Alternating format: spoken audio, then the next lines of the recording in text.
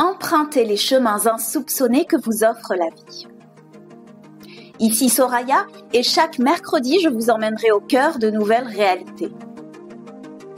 Au programme, auto-guérison, psychologie pratique, neurosciences, souveraineté intérieure et bien d'autres thèmes qui élargiront vos horizons pour vivre, mourir et renaître en toutes circonstances. Vous écoutez le podcast des chemins insoupçonnés. Bonjour chers auditeurs, je vous souhaite la bienvenue sur ce nouvel épisode du podcast des chemins insoupçonnés, le podcast des évolutions, transformations et des connaissances de soi. Des mots qui guérissent, c'est la thématique de ce 3e épisode. Ici, je vais aborder avec vous la place des mots, M-O-T-S, dans le processus de guérison, dans le processus d'éveil, dans le processus de transformation, de réalisation, d'épanouissement. Dans ce processus-là, les mots ont un rôle, pour certaines personnes, fondamental à jouer. Je vous ferai part notamment dans un premier temps de la place de l'écriture dans la connaissance de soi. Ça, c'est pour commencer. Et puis, je vous présenterai la thérapie des mots clamés. La thérapie des mots clamés, c'est-à-dire à quel point l'expressivité, l'expression qui pourrait passer par des mots peuvent être une source d'extériorisation de certains mots et donc d'une certaine guérison quelque part.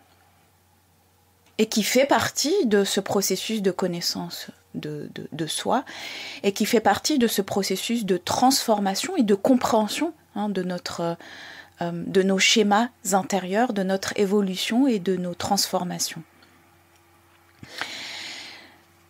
Lorsque j'affirme que les mots guérissent, pour moi ce n'est pas une généralité. Il y a des personnes, par exemple, qui ont ce besoin d'expression. Souvent, lorsqu'une personne traverse une situation peut-être compliquée, ou du moins qu'elle trouve compliquée, un des réflexes que j'entends souvent, c'est de dire ne reste pas seul, parle à quelqu'un, exprime-toi, parle, dis tes mots. Et en fait, ça te fera du bien, ça te soulagera, etc. Je suis à moitié d'accord avec ce conseil très précieux parce que on ne peut pas généraliser à 100% de la population des êtres humains, on ne peut pas généraliser à 100% des êtres humains que ce mode de fonctionnement corresponde à la personne. Il y a des personnes qui effectivement ont un besoin de s'exprimer oralement ou à travers l'écriture. Il y a d'autres personnes qui ne ressentent pas ce besoin, du moins qui ne ressentent pas une amélioration de leur état en exprimant leur état intérieur. Personnellement, je me reconnais dans ce groupe.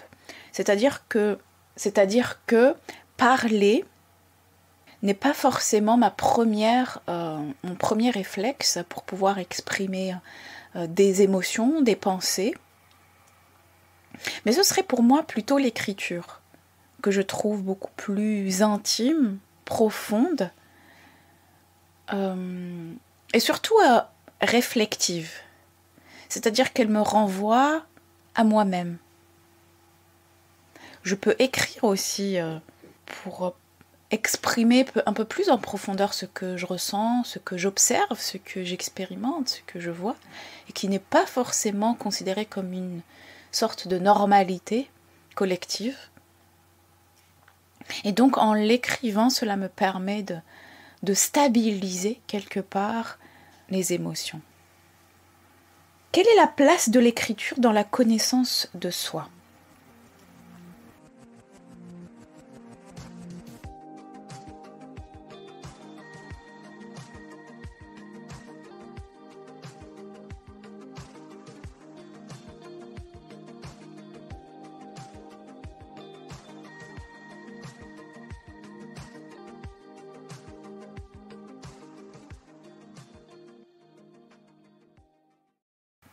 Alors peut-être qu'il vous est arrivé de rencontrer en ce moment le journaling, je crois. Bon, c'est toujours des termes anglophones américains. Donc on importe ce mode de vie américain. Il y a des bons côtés, mais lorsque l'on amène des solutions américaines, c'est qu'on amène aussi les problématiques qui les ont causées. Donc voilà, on retrouve par exemple le principe du journaling, écrire, poser ses idées sur un papier. Bon, ça c'est dans plutôt une forme organisationnelle pour les personnes qui recherchent à atteindre des objectifs, qui sont plutôt dans l'aspect pragmatique, opérationnel de leur quotidien. D'autres vont mixer les deux, c'est-à-dire poser un peu leur état intérieur, l'exprimer, ça les force quelque part à s'exprimer.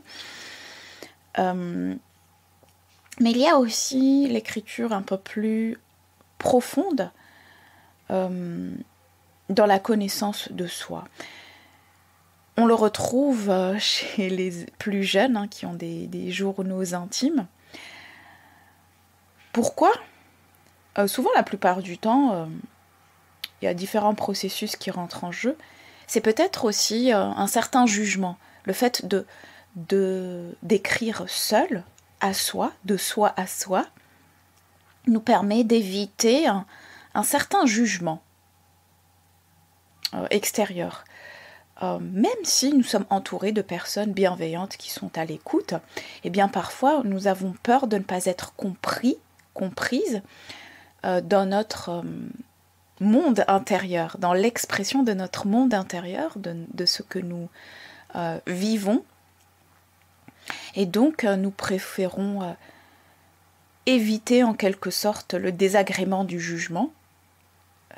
Encore une fois, même si l'entourage peut être très bienveillant, à l'écoute, il y a cette peur qui fait que le refuge dans l'écriture peut être dans un premier temps un processus, peut être dans un premier temps une manière de faire face à soi, de faire face à ce que l'on ressent et de faire ressortir, poser ses sentiments, ses émotions, ses idées, ses ressentis, ses impressions, et donc être mieux à même peut-être de s'en libérer. Par exemple, si vous traversez une phase de transformation, une phase qui pour vous est douloureuse, l'écriture est en soi un processus d'introspection. Quand l'on prend le temps de se poser et écrire, il y a forcément une introspection. On vient forcément retourner le regard vers l'intérieur, donc introspection. Donc c'est véritablement la définition d'une introspection. Observer dans un premier temps ce que l'on ressent, ce que l'on pense, puis ensuite le structurer. Bon, en général, le structurer, on peut ne pas le structurer, on peut écrire de manière impulsive, instinctive, faire ressortir au plus vite et au maximum ce qu'on ressent, de manière absolument pas structurée, donc avec un processus qui ne passe pas forcément par le circuit analytique ou le circuit organisationnel, mais qui est plutôt instinctif, impulsif, et donc pas forcément avec une cohérence ou un objectif. Dans tous les cas, dans les deux cas, il y a eu une introspection. Les pensées sont ainsi plus posées lorsqu'on est amené à décider de s'exprimer, même que ce soit à soi ou à une personne, imaginons, à qui l'on a réellement envie de parler, de dire ce que l'on pense, mais qu'on n'y arrive pas oralement, alors pourquoi pas écrire une lettre. Une lettre, j'insiste sur le côté papier, parce que le rapport à cette matérialité est beaucoup plus sensoriel, beaucoup plus intime qu'écrire un email Donc le fait de poser les pensées, d'essayer de les structurer au maximum, est déjà un travail introspectif, est déjà un travail de connaissance de notre mode de fonctionnement. Bien évidemment, on pourrait ne pas comprendre ce que l'on vit. On pourrait juste être dans l'expression de la souffrance, d'une souffrance, de douleur, peu importe la situation, la manière dont nous vivons une certaine situation. C'est écrire de manière posée, poser ses pensées, poser ses sentiments, poser ses émotions est déjà un processus introspectif. Donc, c'est déjà un processus de prise de conscience et de conscientisation de ce qui nous traverse. J'ai personnellement une expérience avec l'écriture très naturelle au départ, plus qu'avec l'expression orale, pour plusieurs raisons. Très jeune, enfin je pense que c'était plutôt à l'adolescence, j'avais une sorte de petit journal intime. Et à l'adolescence, mon adolescence a été très explosive. Je suis passée d'une grande sagesse dans l'enfance à une prise de conscience en fait de ce que j'appelle aujourd'hui la supercherie de ce que j'appelais à l'époque la supercherie des adultes, c'est-à-dire que le monde n'était pas celui qu'on m'avait décrit étant plus petite, et j'y étais très sensible. Voilà, c'est typiquement l'adolescent. Pourquoi il y a des injustices, pourquoi il y a des mensonges, pourquoi il y a de l'hypocrisie, tout en étant accepté. Pourquoi est-ce que les adultes se croient supérieurs, pourquoi n'y a-t-il pas plus de sensibilité, mais ce n'était pas forcément une colère destructrice.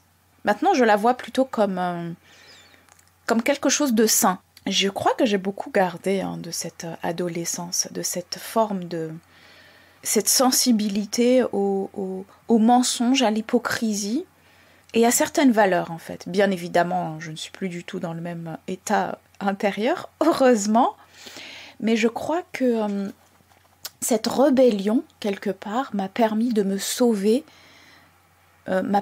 cette rébellion, cette quête d'authenticité m'a permis de pas rebeller, mais m'a permis de me sauver des conditionnements auxquels j'aurais pu adhérer pendant encore très longtemps. Donc cette fougue de liberté et de volonté d'être soi, de s'individualiser, a été très très forte à l'adolescence et ne s'est pas forcément atténuée. La forme a changé.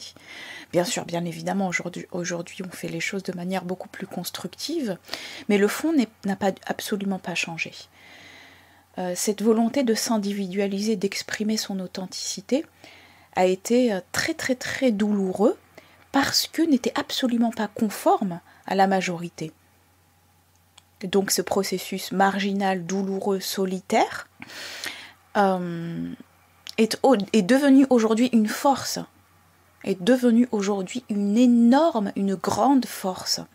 Cette force-là, c'est de dire, d'exprimer, ne pas tolérer, ne pas accepter, percevoir l'hypocrisie, les mensonges, que ce soit en termes individuels, mais aussi donc collectifs. Et aujourd'hui, je vois que la majorité des personnes, mais arrivées à un certain âge, se rendent compte que c'est ce qu'elles recherchent. On parle aujourd'hui beaucoup, vous savez, je vous l'ai dit peut-être à plusieurs reprises lors des premiers épisodes, que j'ai constaté sur mes activités sur le digital, qu'il y a de plus en plus de mots, M-O-T-S, qui font référence à l'authenticité, la bienveillance, etc. Et lorsque je vois ça, d'un côté, ça me ravit de me dire enfin, il y a une sorte de volonté collective à retourner à une certaine authenticité, avec les déviations qui vont avec l'aliénation, les déviations, puisque parler trop, évoquer trop souvent un mot, un concept, c'est matérialiser son inexistence. Les personnes qui sont, entre guillemets, heureuses, libres, authentiques, bienveillantes, ne le disent pas, n'emploient pas ces mots, en fait. C'est lorsqu'on est dans un certain état, on n'a pas conscience de verbaliser cet état-là. On le vit, c'est ce qu'on est, c'est ce qu'on vit. On peut par la suite lorsqu'on fait une analyse ou une sorte d'objectivisation, employer certains mots pour caractériser au mieux, pour définir. Mais les personnes qui emploient trop ces adjectifs-là pour se définir, c'est que ces personnes-là sont encore à la recherche de ces caractéristiques-là, quelque part. Et c'est encore en fait une sorte de mentalisation, parce que la verbalisation, ça passe par une structure. La structure langagière, c'est la structure qui est de l'ordre du mental, de l'intellect. C'est ce qui caractérise l'être humain. Et donc, pour revenir avec mon expérience, c'est qu'à cette époque-là, quand je relisais le journal intime, par la suite, je me suis dit, waouh, en fait, j'étais dans cet état-là, c'est incroyable. À quel point j'observais des choses qui, au moment où je le lisais, pour moi étaient futiles et n'avaient pas forcément d'importance. Mais au moment où je le vivais, avaient une très grande importance. Bon, voilà, vous savez, c'est l'environnement, l'environnement des ados, et chacun va donner de l'importance à l'environnement dans lequel il se trouve. Donc parfois les environnements sont restreints, sont limités, sont très conditionnés et enfermants. D'autres environnements sont beaucoup plus ouverts, sont beaucoup plus expressifs. Mon environnement ne l'était pas, donc j'ai retrouvé dans l'écriture un certain compagnon quelque part pour pouvoir m'exprimer. Et cette expérience-là a continué tout au long de ma vie, jusqu'à aujourd'hui, où l'écriture est pour moi une sorte de balade des pensées. Une balade des pensées et des émotions. C'est comme aller en profondeur, décortiquer des ressentis, des pensées, des idées, des impressions. Et à de plus en plus accepter de partager. Ça, parce que ça, c'est la phase... je vais en parler à la deuxième partie, c'est que écrire pour soi, c'est une chose. Mais la phase du partage est tout de même une phase où l'on accepte de se mettre à nu. Où l'on accepte cette mise à nu. Et donc, au départ... je pense qu'il y a une grande notion de sécurité, et puis je crois que on ne se met pas à nu n'importe où et avec n'importe qui. Il y a des environnements et des situations et des personnes avec qui on se sent plus en sécurité. Le moment du partage est autre chose, c'est une autre phase dans ce processus-là. Dans ce processus de connaissance de soi. Parce que du coup, on va être amené à une sorte de projection, réflexion, et les perceptions que l'on pense que les autres ont de nous vont peut-être se modifier. On prend en quelque sorte ce risque-là de se dire, voilà l'image que je projetais et la perception que j'ai, que les autres ont de moi. Donc, la perception que j'ai, que les autres ont de moi. En gros, ce que je crois que les autres croient de moi. C'est en quelque sorte l'image. Eh bien, cette image-là, lorsqu'elle ne correspond pas forcément à l'être dans toute son authenticité, son entièreté, eh bien, lors du dévoilement de cette petite part d'authenticité, eh bien, il y aura des voiles qui tomberont, des barrières qui tomberont, des masques qui tomberont. Est-ce qu'on est prêt à se mettre à nu? Je prends un exemple typique. Si vous êtes, je ne sais pas moi, une mère de famille seule, allez, on va prendre une mère de famille seule, avec des enfants à charge. Et quand je dis seule, c'est seule, c'est-à-dire sans le papa, mais aussi seule, sans forcément un entourage aidant. Donc cette mère qui fait tout, qui doit se montrer forte pour pouvoir prendre en charge toutes les responsabilités qui lui incombent, en plus dans une société individualisée, sans forcément d'aide, de support émotionnel. Cette personne-là se doit, par exemple, pour ses enfants, de se montrer forte, avoir les épaules, être en capacité de se dévouer entièrement à ses enfants sans forcément penser à elle, et donc à montrer une certaine image forte, quelque part. Mais il se peut que si vous êtes cette personne-là, qu'au fond de vous vous sentez totalement vulnérable, triste, totalement effondré de cette situation, que vous la vivez vraiment très mal, que vous vous sentez parfois même épuisé d'avoir tant de responsabilités, tant de charges seules sur les épaules, avec toutes les incertitudes que ce monde peut offrir. Eh bien, l'écriture peut être un moyen de prendre conscience dans un premier temps, mais de faire ressortir et d'observer à travers les écrits.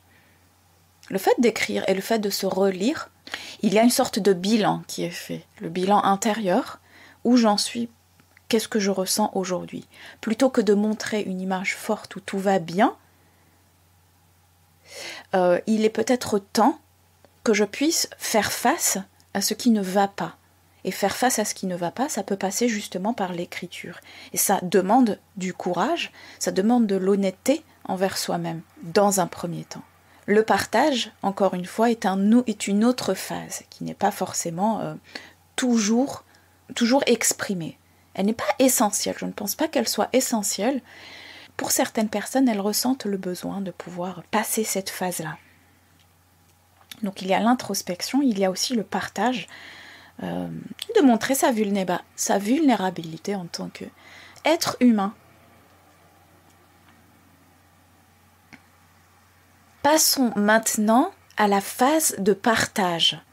L'écriture a une place essentielle dans la connaissance de soi. Elle implique donc un processus d'introspection, et l'introspection est un des moyens pour pouvoir comprendre la manière dont nous fonctionnons. Ici, tout au long de cet épisode-là, quand je parle de connaissance de soi, je vais vraiment mettre des guillemets sur le soi, parce que le soi est énormément utilisé, le moi, le soi, etc. Là, je vais le mettre plutôt en termes de mode de fonctionnement. Qui suis-je? Quelle est cette entité-là? Non pas qui suis-je de manière existentielle, mais quelle est cette entité-là en termes physiques, émotionnels et mentaux?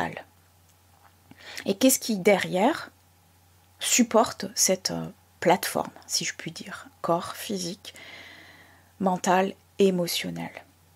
Donc les mots posés, écrits, peuvent être un début de libération, puisque symboliquement, nous extériorisons ce qu'il y a à l'intérieur et nous les posons concrètement sur du papier, un peu comme si nous les faisons ressortir. C'est l'objectif final. En plus de l'introspection, il y a l'extériorisation de ces mots M-A-U-X par les mots M-O-T-S. Passons maintenant à ce que j'appelle la thérapie des mots clamés.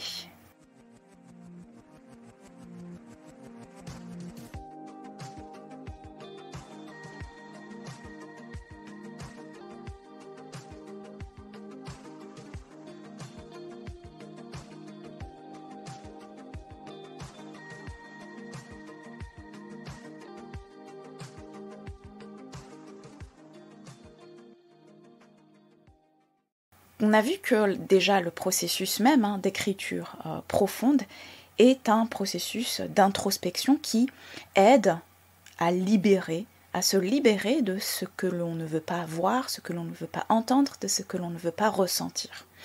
C'est une manière profonde, tangible et concrète de faire le bilan. Les mots peuvent être écrits comme je viens de le dire dans cette première partie, mais ils peuvent aussi être exprimés oralement. C'est exactement ce que je suis en train de faire aujourd'hui. Vous voyez, ils peuvent être lits, donc c'est une lecture intérieure, ils peuvent être dits intérieurement par des pensées, puis ils peuvent passer donc de la pensée à la parole. Donc la parole joint la pensée, l'expression orale va joindre l'expression écrite. Et c'est un tout autre exercice. C'est un tout autre exercice pour ceux qui s'y sont essayés.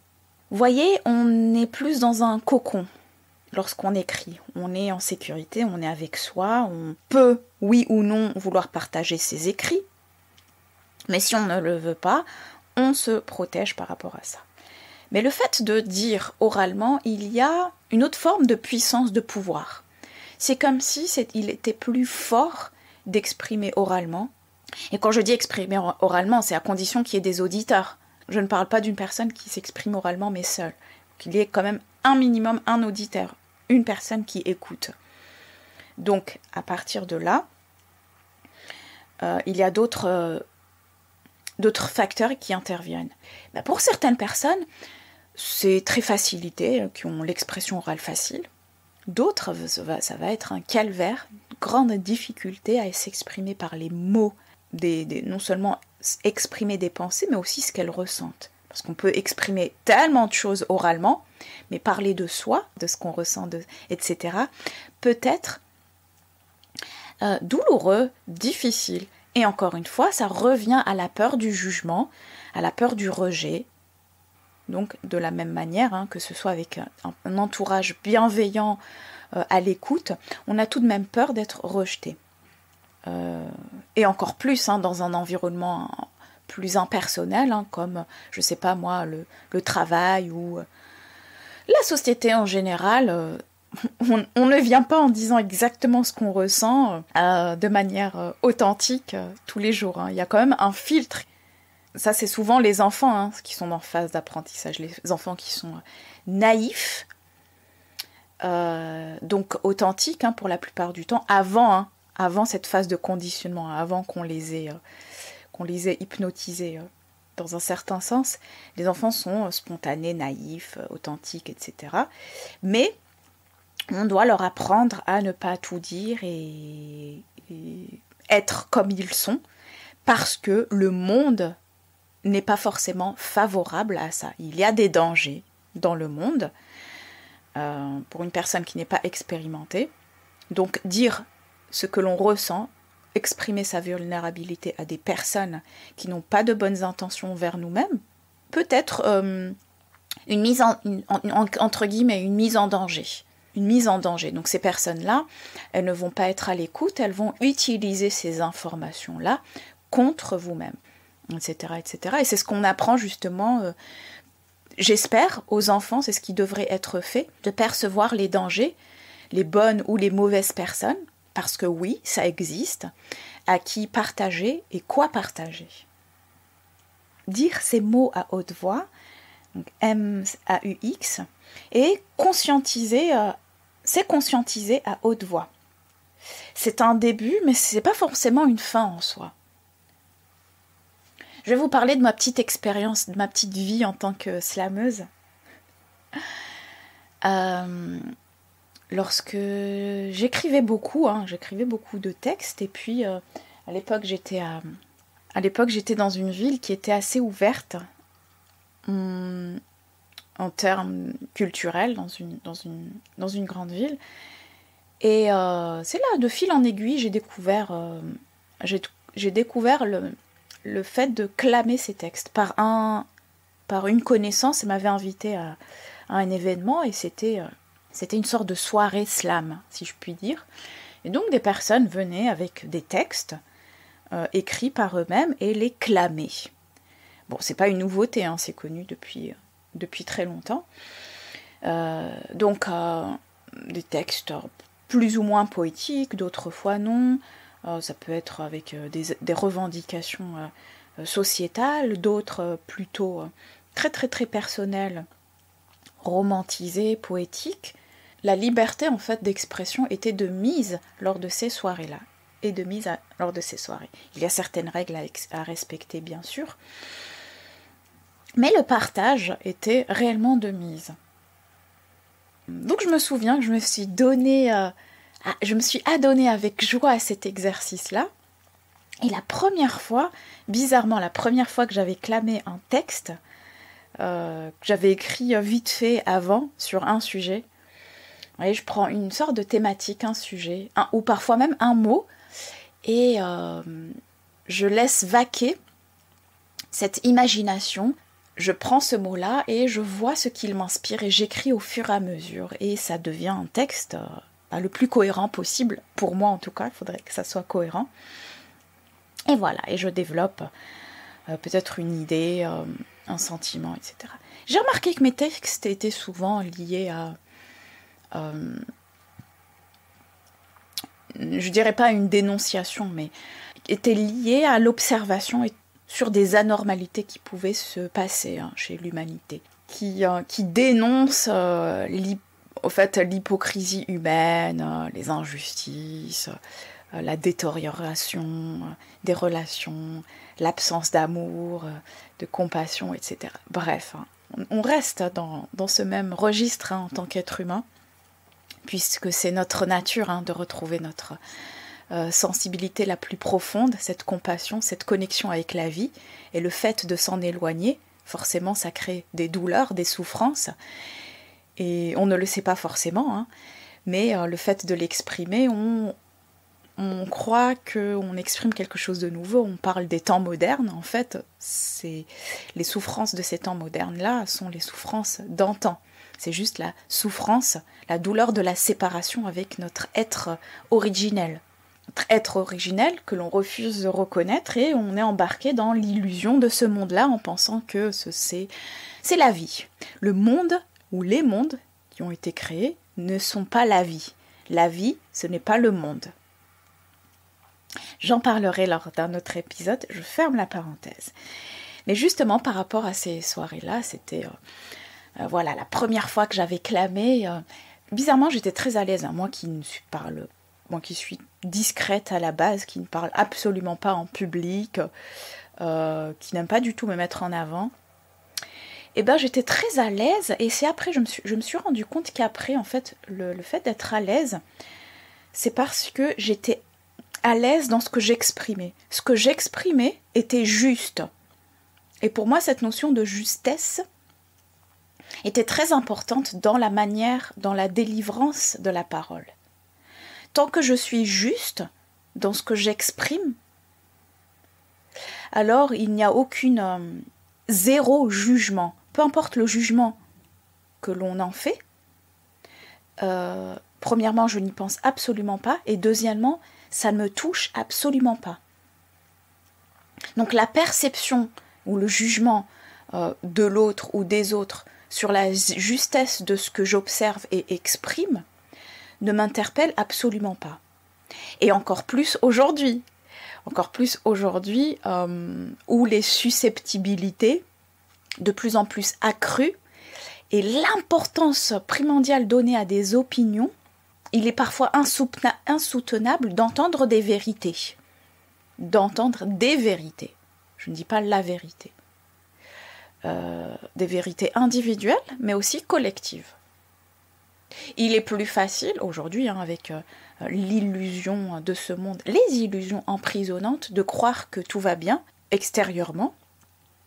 Ce que j'aime à souligner, qui est aussi une partie critique, c'est de montrer ce qui ne va pas lorsque l'on fait croire que tout va bien. Ainsi, on équilibre les deux sphères. Ainsi, devenir le plus objectif possible, même si c'est presque impossible, est une nécessité.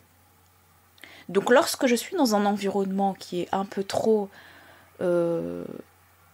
orienté vers vers le beau, le merveilleux, etc., etc. Tout en ressentant que le reste est nié et mis de côté parce que c'est douloureux, que ça fait mal, alors je vais être amenée à exprimer, observer les choses telles qu'elles sont, du mieux que je peux. Vous découvrirez au fur et à mesure mes opinions sur tout ce qui est psychologie positive, etc., qui est un leurre, une fuite, selon moi, pour rechercher toujours l'agréable. Et la recherche de l'agréable est inhérente aussi à l'être humain, quelque part. Donc voilà, la petite expérience de cela m'a permis de baigner dans ce milieu-là, plus ou moins. Donc c'est tout un monde, quelque part. Quand vous rentrez dans un groupe, pour moi j'aime bien parce qu'on voit tout un monde et puis c'est une sorte de package. Il y a des comportements, même la nourriture, la manière de vivre, la manière de parler, la manière de penser, en fait, elle est inhérente à ce groupe. En gros, les gens se rassemblent, qui se ressemblent, se rassemblent. C'est un peu ça, finalement. Et bien que les groupes se montrent ouverts, finalement, lorsque vous ne vous conformez pas d'une manière ou d'une autre, vous n'êtes pas une partie intégrante du groupe. Donc, aussi ouvert soit-il, le groupe est emprisonnant quelque part, puisqu'il y a une conformité à avoir au sein d'un groupe.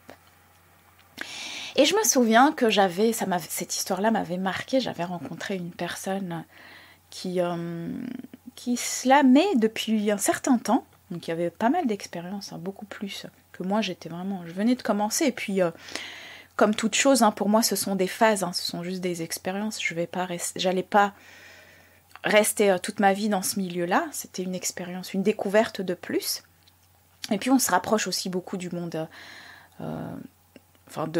des artistes quelque part, puisque dans ce milieu-là, il y a aussi des chanteurs, des écrivains, etc. Beaucoup de rappeurs aussi. Et donc avec le monde qui va avec, le monde de la nuit et tout ça. Et il y avait une personne qui avait un grand succès dans l'expression d'une spontanéité. Je me souviens sur scène, il avait une facilité à utiliser certains mots. Je me souviens, il utilisait les mots... il ne préparait pas ses textes. Pour moi, c'était assez admirable. Par la suite, j'ai appris que c'était avec l'entraînement, en fait. C'est vraiment l'entraînement à la répétition qui lui a permis d'acquérir cette compétence. Donc, il ne préparait pas ses textes et il demandait au public de lui donner des mots. Donc, je pense qu'il en regroupait 10 environ, imaginons 10. Et il fallait qu'il raconte une histoire cohérente, qu'il clame, donc un texte, en utilisant les 10 mots, en les associant et en créant une petite histoire. Bon, c'est un petit peu les jeux que je faisais avec les enfants, qui font travailler l'imagination, qui font travailler le vocabulaire et qui font aussi travailler la structure des pensées. Donc lui, il le faisait en un temps record, avec une certaine facilité. En discutant avec cette personne-là, donc on se voyait assez souvent, puisque finalement c'était les mêmes personnes dans ce milieu-là qui se retrouvaient. Donc voilà, ça crée une sorte de petite communauté. La plupart des chanteurs, des artistes, lorsque l'on souligne des anomalies, non seulement chez nous, mais dans l'humanité, il y a une certaine douleur qui s'exprime. Donc cette personne-là avait commencé à avoir du succès dans ce qu'elle dénonçait quelque part, dans ce qu'elle vivait, dans les mots, M-A-U-X, dans lesquels chaque être humain pouvait se retrouver. Dans toutes les blessures, en fait, que chaque être humain pouvait se retrouver. Dans lesquelles chaque être humain pouvait se retrouver. Et voilà, donc il a commencé à avoir du succès, puis il tournait, il y avait des tournages, et puis... Et en fait, ça tournait toujours autour de la même chose. Et je lui avais posé la question, qu'est-ce que tu écrirais si un jour tu allais mieux ? En fait, la réponse m'avait réellement marquée. C'est que cette personne-là, puisqu'elle a eu du succès dans cette vie d'écorché vif, quelque part, elle ne trouvait l'inspiration que dans la douleur. Je répète, elle ne trouvait l'inspiration que dans la douleur. elle ne cherchait donc pas à aller mieux, puisque aller bien ne lui permettait pas d'avoir l'inspiration pour écrire. Lorsqu'elle allait bien, elle n'avait rien à dire. Enfin, les phases où elle allait plus ou moins bien, elle n'avait rien à dire, elle n'était absolument pas inspirée. C'était les phases douloureuses qui lui donnaient l'inspiration, et donc pour l'écriture, et donc cette énergie-là de douleur était connectée aux autres, donc qui lui donnait de la valeur parce que tout le monde vivait, reconnaissait ces blessures-là, et donc c'est ce qui faisait qu'ils avaient du succès. Et ça m'avait fait vraiment penser à, vous savez, les artistes, chanteurs et autres, écorchés vifs, qui toute leur vie chantent les mêmes mots, M-A-U-X. Certes, ça parle à l'ensemble de l'humanité, certes, puisqu'en plus il y a musique derrière.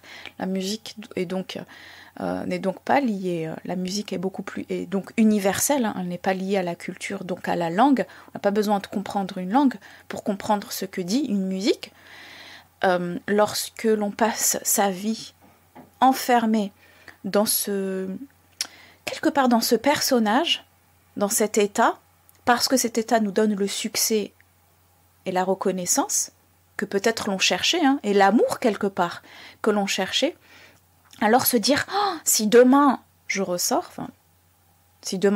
d'ailleurs je ne souhaite pas en ressortir, alors on ne me reconnaîtra plus et on ne m'aimera plus. Et cette histoire-là m'avait véritablement marquée en me disant que ce qui était propice à te libérer au départ, à savoir l'écriture, la poésie, et le slam, le fait de clamer, même de chanter, cette expression artistique, cette expression créative qui au départ était censée te libérer, a fini par t'emprisonner. Voilà pourquoi les évolutions, les transformations et les changements impliquent de ne pas rester figé dans un état intérieur. Nous avons des états changeants. Même si derrière il y a un grand courage à s'exposer, et voilà, il y a un grand courage à s'exposer par rapport à cette vulnérabilité, ça devient une étiquette, ça devient une identité. Et comme cette identité va être valorisée par les autres, alors on peut ne plus en ressortir. Donc voilà, selon moi, le principe de ne pas être figé dans des états, même dans des activités, dans des découvertes, dans des prises de conscience de partie de soi. Prends conscience, très bien, mais on avance. Il y a encore autre chose, surtout lorsque cette prise de conscience est douloureuse. Imaginez que vous êtes un artiste, vous deviez revivre des émotions qui étaient en vous. Pourquoi revivre des émotions douloureuses, des sentiments douloureux, lorsque vous ne les vivez plus, en fait. Donc ce jeu de mémoire persistante, ne nous permet pas de nous libérer, de nous transformer, tant qu'on reste dans cette identité, et tout en figeant la mémoire que nous renforçons, la mémoire des émotions que nous renforçons, alors l'écriture ou la chanson ou la poésie ou autre ne libère absolument pas. Et ça, je pense que vous le voyez, vous l'observez chez des écrivains, des artistes autres, ce que je pourrais appeler des écorchés vifs, ou même pas forcément des écorchés vifs, des personnes qui ont une sorte de sentiment redondant de nostalgie, de tristesse, de dépression, etc. et qui en font quelque part leur signature. Et je trouve ça dommage que des activités artistiques, créatives, expressives ne permettent pas de libérer, mais au contraire emprisonnent plus que si elles n'avaient pas été exprimées. Donc accueillir des émotions enfouies, c'est aussi un des bénéfices qu'offrent les mots clamés, des textes clamés à l'oral. Le fait de les accueillir, de les observer, de les décrire, c'est un peu comme les personnaliser dans un premier temps, puis les dépersonnaliser. Donc, je suis ravie d'avoir pu m'exprimer auprès de vous et puis de vous avoir présenté ma vision des mots qui guérissent.